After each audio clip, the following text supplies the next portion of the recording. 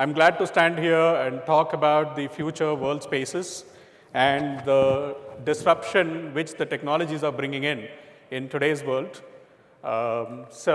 Future world spaces are kind of transforming thanks to the different technologies out here, right? So today we are going to be focusing on the 4 spaces where the transformation is going to happen in a big way. The spaces we are talking about are, the retail spaces, the living spaces, the secure spaces, and the mind spaces. So how these spaces are transforming thanks to the disruptive technologies is what we are going to be focusing on. The first one, when we talk about the retail spaces, we know already there is a e-com disruption happening. The electronic commerce companies, since the time they came in 2007, has been kind of making waves, and the retail spaces are having an impact. Similarly, if you look at the living spaces, the shared living is already a reality. The largest hotel company in the world doesn't even have 1 square feet of building or space with them, owned by them, right? So these spaces are kind of having an impact as we speak, and there are new technologies which are kind of coming in and going to be having a bigger impact as we move forward. So think about smart retail, think about 3D printing.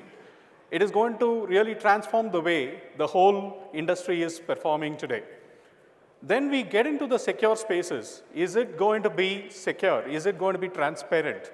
What kind of technologies that are coming in from that aspect? We will be talking about the blockchain disruption that is making waves. Already there are proof of concepts that are getting developed as we speak with different governments in India. And we will also understand how the IoT is going to be enabling secure spaces. And finally, we will talk about the most difficult space to deal with, which is the mind space. We all kind of keep talking about different spaces, but if we are not engaging with the customers' mind space and occupy the rightful space for yourself, you're not going to be in business. So that's the whole point we are going to be discussing in the next 20-25 minutes of this conversation. So what do we do? Do we pack and move spaces? Is it possible? So we're not really talking about those kind of disruptions, of course.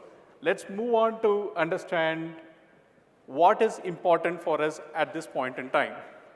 As Gates has mentioned, we generally overestimate the change that comes near term, within like 2 years, and we overestimate those effects of whatever that comes in the near term, and generally overlook what are going to be coming in the longer run, right? Talk about a 10-year from now, what are going to be coming.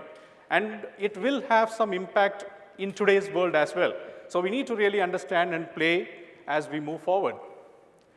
So the concept of today's conversation is to understand what are these technology disruptions, number 1.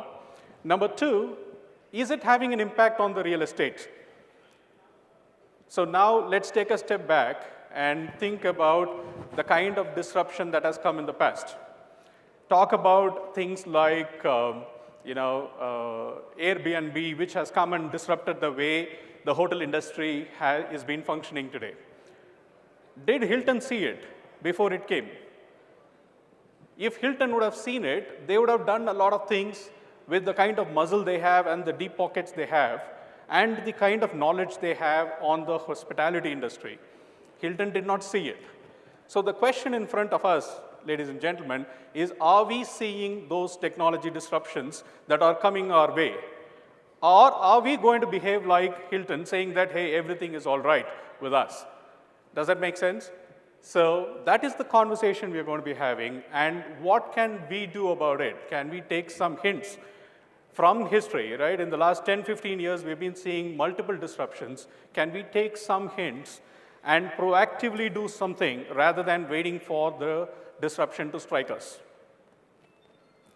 So who is eating into the retail space? Sorry? Amazon? Yeah, looks like, right? You saw those big teeth coming out there? Okay, due respects to Amazon, we are not trying to belittle them, But the most important thing we need to understand is all the kind of online retail fellows, since the time they came to Indian market, since 2007, is making huge impact on the retail spaces we build and operate. So as realtors, is it worrying us? Is a question in front of all of us, right? Now is it going to slow down? Answer is no. The Morgan Stanley research says it is going to intensify. It is going to grow at 1,200 percentages, right? So it is not small, it is whooping big. And the interesting call out in that research paper is it talks about the physical stores help retailers drive online sales. What does that mean? We don't know. Let's look at that. What does that mean? So there is a response system that is happening from the traditional retail, which is talking about smart retail spaces. So there is a lot of smart retail spaces emerging in the market, which is going to counter or converge with the online retail world. So talk about the Biani Group's Retail 3.0. Biani is going all out to set up 10,000 outlets across the country, want to engage deeply with the customers, want to create different experiences. And he is talking about a vision of 2047 to make it really big. Talk about Reliance, the largest industrial house in the country, is not keeping quiet about it. The online to offline integration is being dreamt by Mr. Ambani himself, and he's talking about linking the geo-enabled marketplace to the Kirana stores. So is that all? There is something more happening out there, right? For example, look at the 3D printed houses that is going to be disrupting the housing business. So in this year, April 2018, there is this first 3D printed house unveiled in France. All it took was just 54 hours to build a house. Can you believe that? So here is a veteran sitting here from the realtor business area. All it took was just 54 hours to build the house. It costed 20% less than the normal construction. And the most important thing is, after the building was commissioned, the scientists and the realtors tested it and certified that it will stand for 100 long years. So it is not a short gap arrangement. It is not like installing a magic box which can stand for 25 years. Here is a solution which is going to be working for longer term. So are we into that business? Now let's see how the 3D printer potentially may be looking in action. A short video on that.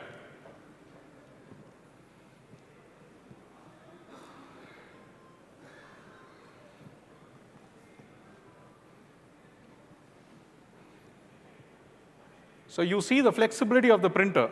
It can build curvature buildings. It can kind of print even minute details of whatever we are talking about, the architectural designs. And it is possible.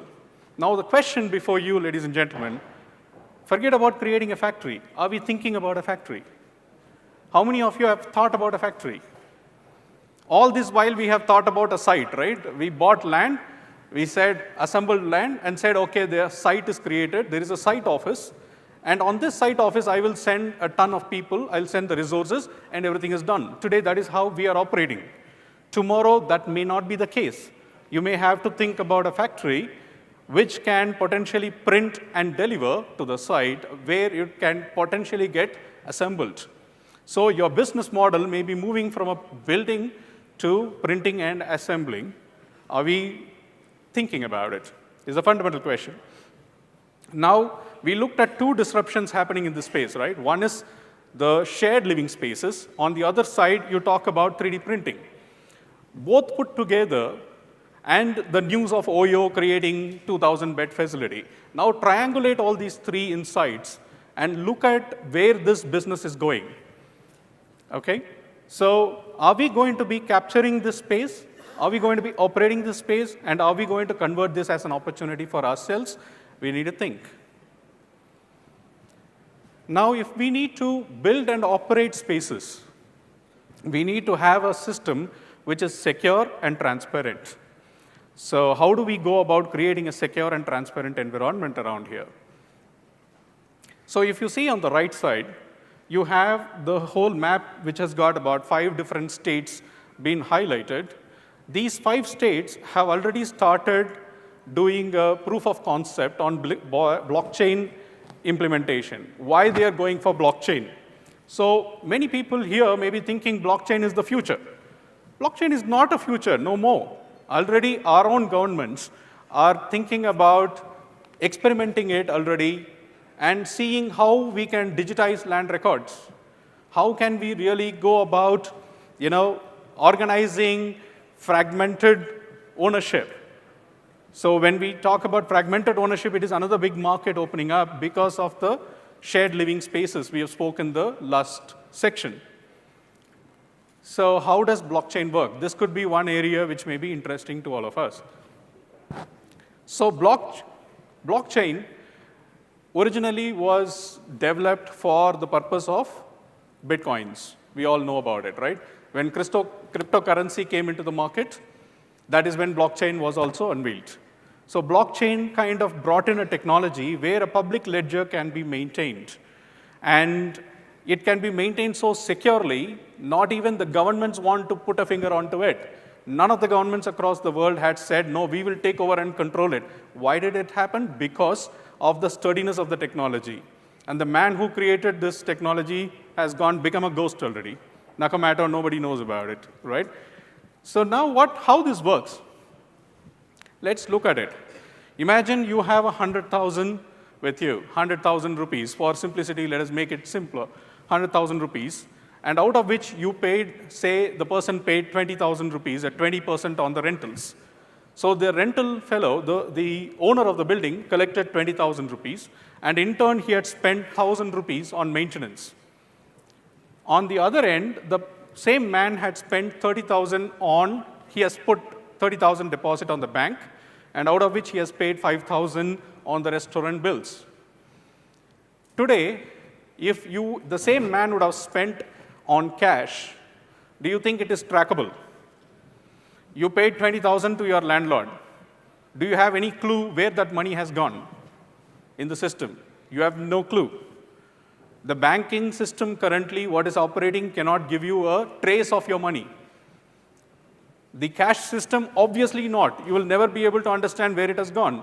But with blockchain, you will be able to completely track the whole movement of your money into different pockets and where exactly it is staying. Now, the interesting way blockchain records it is it records it like an overwriting. So you had 100,000. You gave 20,000 to somebody. So the 100,000 gets split into two, 20,000 and 80,000, and the 20,000 is written in the name of the house owner. And similarly, the 20,000 is split into 1,000 and 19,000, and the record overwrites this 1,000 rupees which has gone into the maintenance hand in the public folder. Now, you may ask, so what? Imagine you go and delete that 20,000 from the transaction. You try to remove that from the chain. The technology automatically recuperates and says, boss, something is wrong. I'm not going to be accepting this transaction. So without the willingness of a person to move funds from one point to the other point, there is no way you will be able to move funds. That is the fundamental way the blockchain technology works. Now, what is in it for the realtors? Now let's draw a parallel and see how our land records are moving. Say about 100 years back, a zamindar lived somewhere. He had a huge parcel of land, say about 1,000 acres of land he has got. And he has inherited to his heirs, right? And then those heirs might have kept the land, or they might have further inherited it down the line, or they might have also sold the land. Now, selling of land takes place. The land keeps moving and moving. Now, with the smallest piece of the land at the end of the chain, will you be able to track till the origin of where the land originated since the time the recording of land records took place? It is possible today with blockchain. Can anybody tamper with the system? Answer is no. So is it only history? Not necessarily. You can also extrapolate it to the future and see if I am going to be operating this land. Say, for example, we put one nice apartment picture there on the bottommost right. Imagine you are trying to give it on rent like the way Oyo is doing to 1,000 parties. You will be able to first track all of them. What is the revenues you are expecting from them? And how long you have to keep the maintenance cycle, multiple things you will be able to track using this technology. Now, how can we make use of it? You can adopt blockchain for your own property deals. You are buying a set of lands. You can say, OK, I'm going to record it from the time the land comes into my organization, and then track it down the line. You may assemble it. You may convert it from an agricultural land to a commercial property. You can record it. After that, you may again create plots and layouts. You may record it. And you may sell a piece of it to somebody, record it. You may rent it to some people, still record it. Now, is it going to be useful? 100% useful, because the system will become completely transparent, and you will be able to see through what is happening out there. And whenever the government unveils, you can simply hook. Remember GST? Did we all panic when GST came? We did, right? Don't need to panic when blockchain hits you. You create the blockchain technology, record those transactions, whatever you're doing today. And down the line, when the government opens up, you just simply hook on to the government so that you can see the history of the whole land chain since the time government started recording it. And similarly, when you give it for fractional ownership to 100 people or 1,000 people, you will be able to track and report. It is a huge innovation which can be useful for people like us in this room. Now let's move on. So fundamentally, why all these changes are happening? We talked about living spaces are changing. We talked about the retail spaces are changing. Why are these happening? It is all happening because of to capture one simple point, which is the mind space of the customer. So what is this mind space of the customer, which is the most sophisticated of all the spaces in my view? It is not easy to track. It is not easy to understand what they are thinking. It is not easy to know where they are going and where they are going to invest their money on.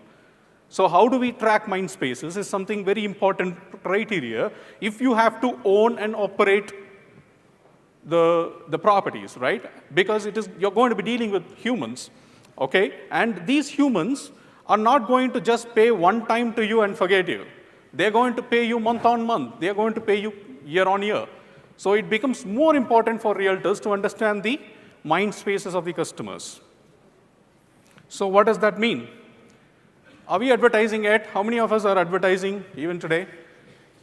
There's a lot of hands out there, right? So there is a huge advertisement that goes, like, for example, every Friday, it is fun to watch the Times property. It is fun to watch the weekends, Saturdays, Sundays, so many advertisements, full-page advertisements with offers where you say, hey, pay 2 lakhs only, nothing till possession, and all those kind of stuff. Why are you doing it?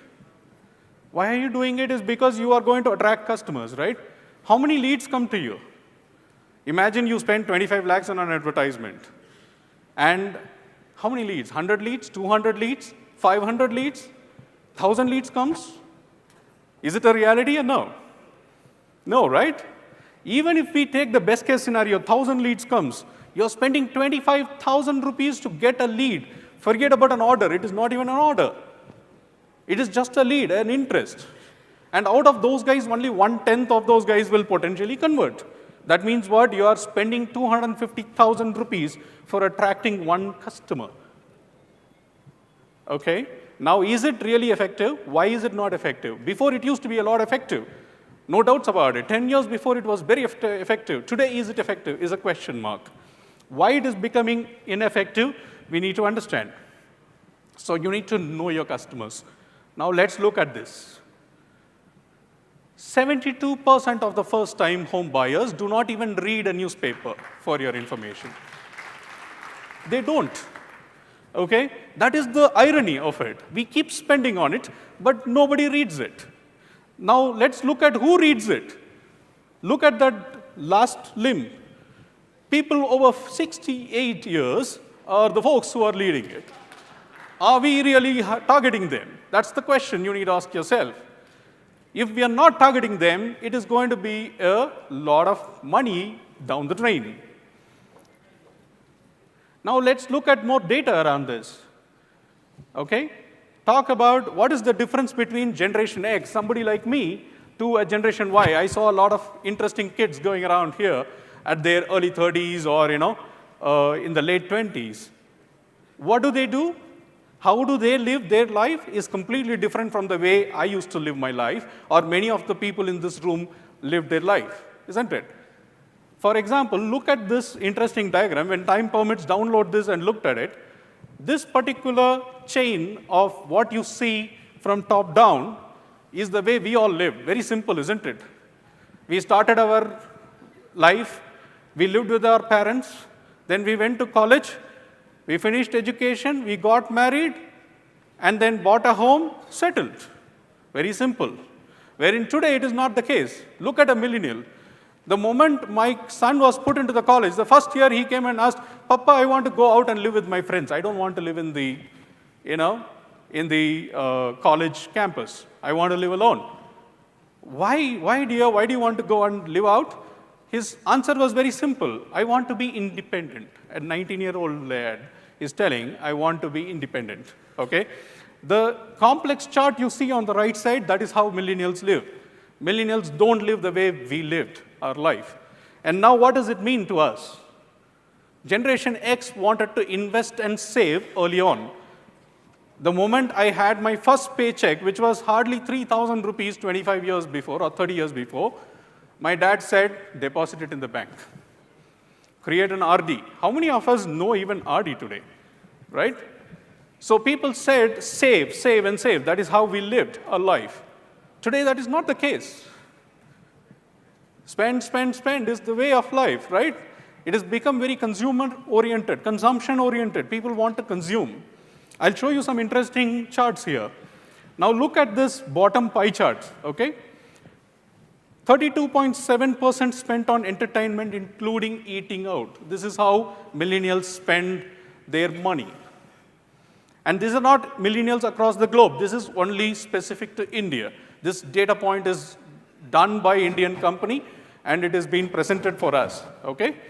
And look at the last two percentages. 10 to 12% is what they invest in the bank, and less than 6.5% to 7% is what they put aside for property. If that is all the money they throw in property, even if they earn a 200,000 rupee paycheck, what is the money we are talking about? Is hardly 13,000 bucks. With 13,000 bucks, are they going to be paying the EMI? Answer is no.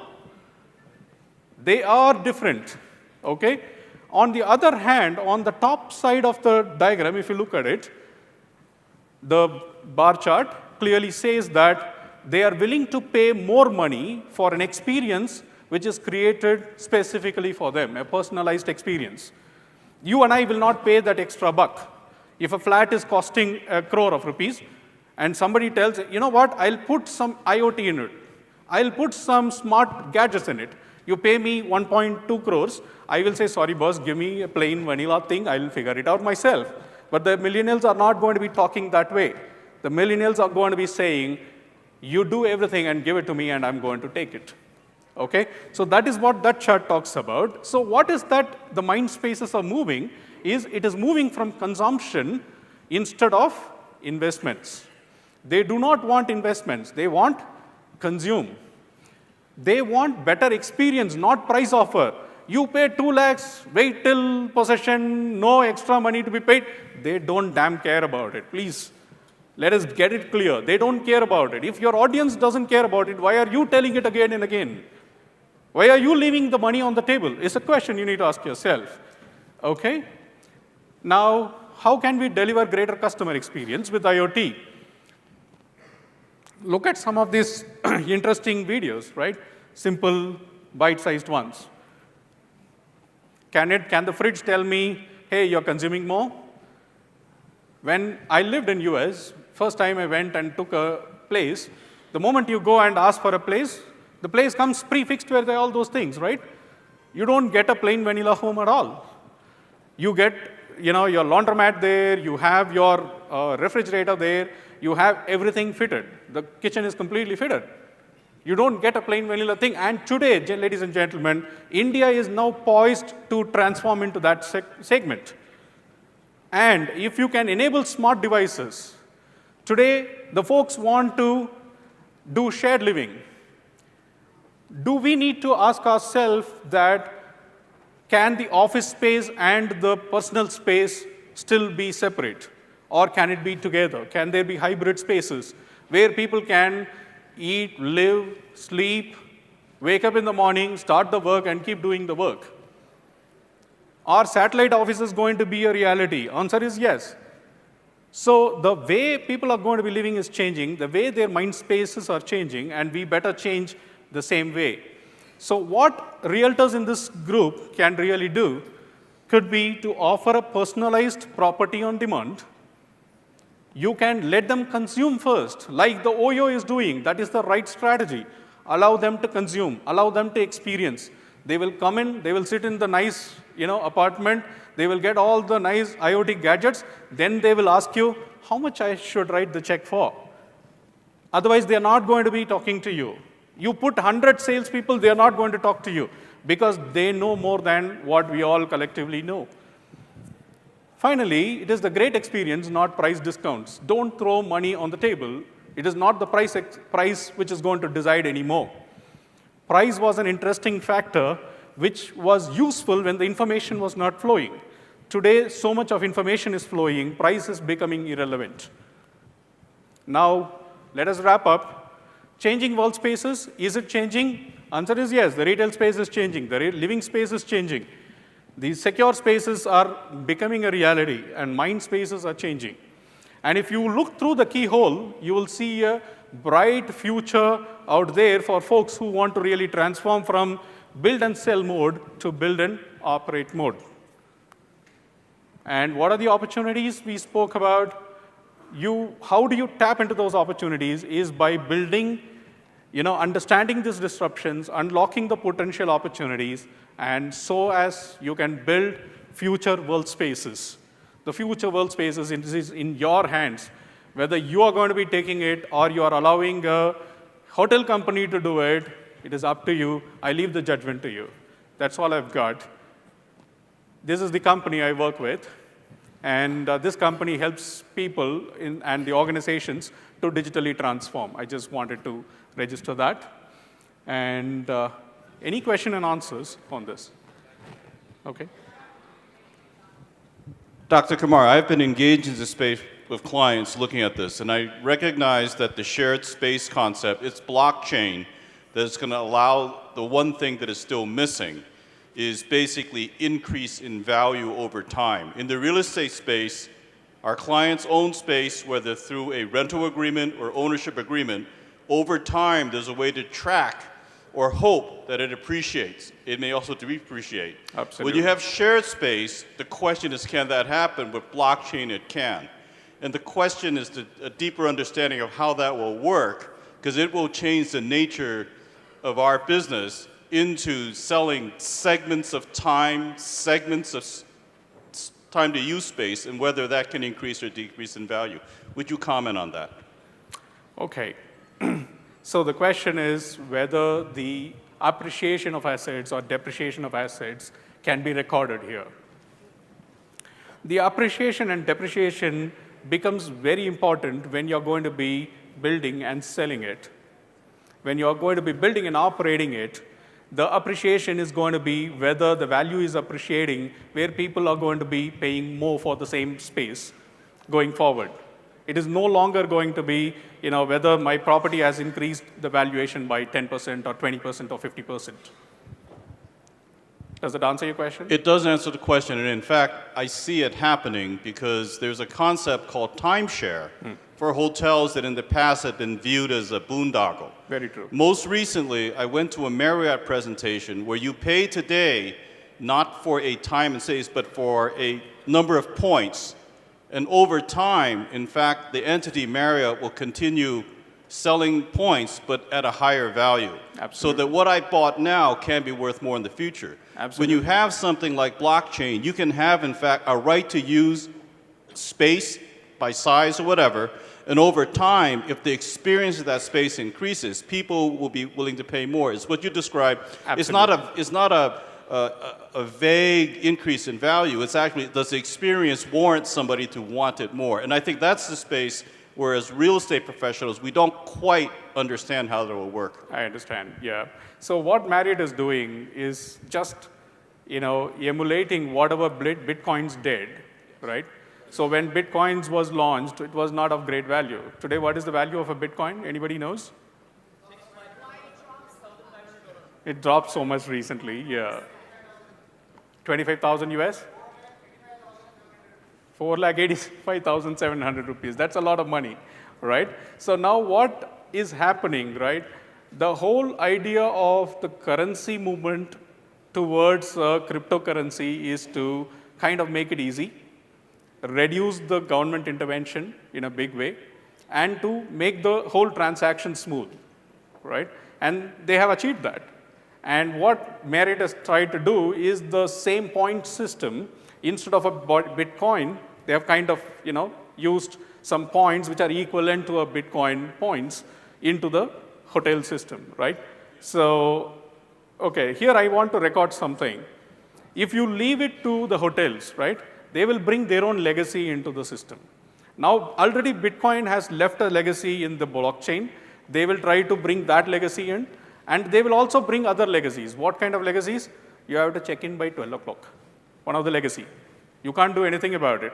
People may land in the airport in the morning, 6 o'clock, 7 o'clock, and they have to wait till 12 o'clock to check in. Okay, this is one of the legacies of the hotel system, wherein when we do it, we may bring our own legacies into the system. So we need to be really careful when we create this new technology adoption into the real estate. We have the flexibility to think more openly. Yes, sir. Why did the Bitcoins lose value suddenly? Why the Bitcoins lose value suddenly? Yeah, so why did the Bitcoins lose value suddenly? Okay, so that's an interesting question. So talk about stock market, sir. Okay, why the stocks are dropping in value?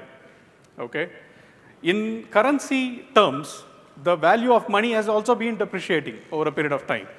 What was 100 rupees when you were young is no longer 100 rupees, the same 100 rupees today. And it is not only for the Bitcoins. It is applying even for money, right? Even for the cash, the physical cash we are dealing with. So there are multiple factors that affect cash valuation. Some of the factors, interesting factors, is simple things like your GDP also determines money valuation, right? And from there only they derive and say, hey, is it money going to be 70 per dollar or 50 per dollar is basis that, plus some of the purchasing parity elements which we are calculating. Doc, just to add to that, I think the MQ of Bitcoin has not fallen. It's only the EQ. So it's really the perceived value. I understand. Perceived value, the emotional quotient of the Bitcoin has fallen, not the money quotient. Absolutely, absolutely, I agree. You mentioned the experience of the millennial, especially because they are the new generation that are coming. Can you elaborate? First, let the consumer experience, and then they'll buy. Can you elaborate more as far as for us real estate people that how can we implement the experience so the consumer will buy? Sure. So let us take the same example of OYO rooms creating a shared living spaces, right?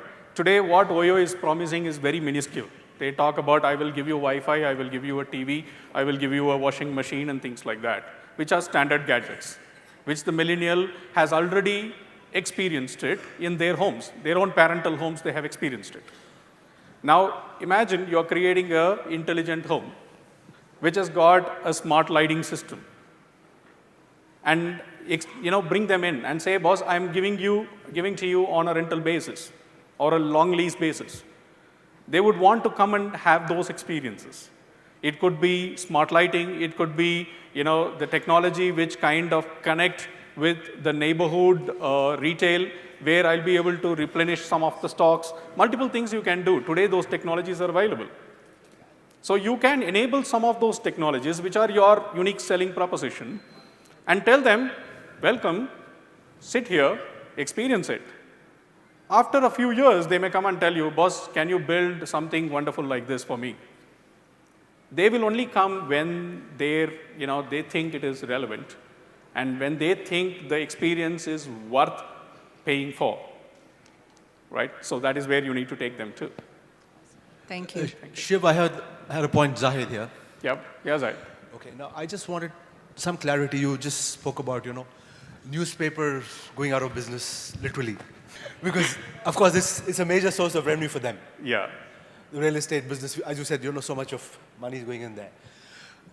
Now, as real estate professionals, how do we reach out to these people? How do we reach out to this young generation? You technology-wise, how do we reach out to them? Fantastic question. That is very close to my heart. So how do we reach out to people? The question itself is misplaced. It is an older year question. It is about how do they reach out to you? Okay. Right? That is what is today's millennial wants. They don't want somebody to give a telecalling and say, sir, there is a great thing. They will just slam the phone. And they also know, in fact, here, my son taught me how to enable quickly the D&D without going to multiple steps, so that anybody calls, you will not receive that call. Okay? They know how to really put a cordon, and say that you will never be able to reach them. You send them emails, it will go to junk. You will send them, social media messages, it will again go to junk. Many a times we think junk is only meant for emails, isn't it? Junk is meant for every format of communication. So if you want to really win them over, get them to you. I'll give a simple example. There is a cycle company which wanted to really create market for the millennials. They did not advertise. They did not do all the standard tamashas we do, right? We send emails, we send social media messages. They don't do all those things. They created a cyclathon. Will millennials come there? 100% they will come there. Will they spend time with your cycles? 100% they will spend time with your cycles. The question what the lady asked, right? How will I enable experience? You can enable experience with those kind of activities rather than doing the old methods of broadcasting and bothering them with information. Hope that answers your question. Thank you.